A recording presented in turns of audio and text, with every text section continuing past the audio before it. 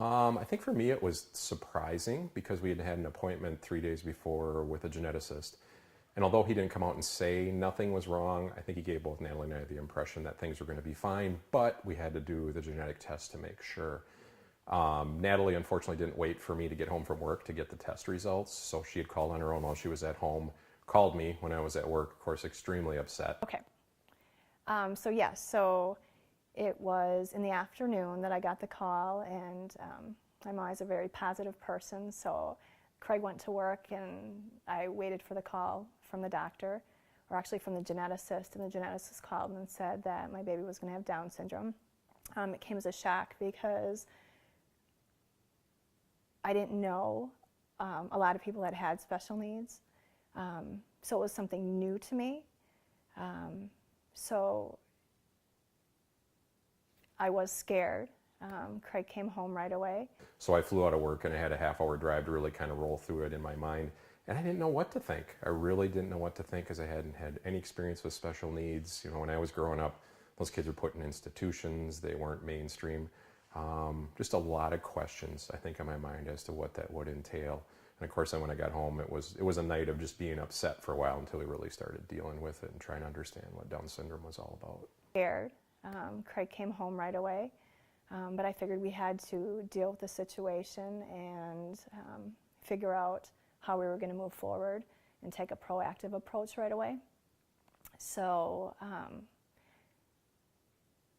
the geneticist we worked with was great. He was someone that he said I could call continuously and to help us make a decision on what we wanted to do with the baby. So we were on the phone with him for 5 days. He wanted me to call him every single day to just check in with him.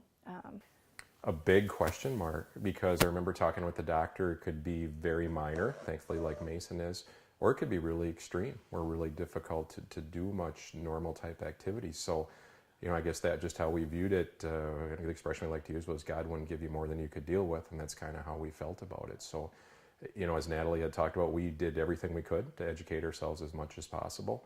Thankfully, you know, we watched very closely for medical problems. That was one big hurdle that we did not have with Mason. So we could really focus on what kind of opportunities were out there to help him develop and be absolutely the best person that he could be. Well, in the morning, so if I look at him as a typical 10-year-old, which he is, typically you'd send him up to shower and get ready himself. I still have to be part of his life with that. If I do send him upstairs, God knows what he's actually going to come down wearing. It might be shorts and a t-shirt. You know what I mean? I don't know what he's going to do. So yes, I still have to do that. When he's showering, I have to be there just to make sure that everything is done correctly. Brushing his teeth, I have tried to stop doing that.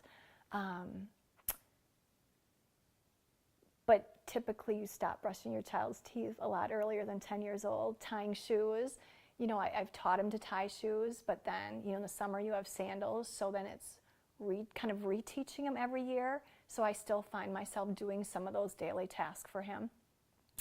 You know, getting on the bus, everything he does himself, which is really good. Then with coming home, it's a lot of time with doing his homework, playing the piano. We cannot, I can't just have him learn a song on his own like you typically would with another 10-year-old. I have to sit there and teach him the song line by line until he gets it, and then he can play on his own. With homework, I can't just say, Mason, do your math tonight. It's a combination of me and him and I sitting down together and making sure that it's done correctly. If I let him do it on his own,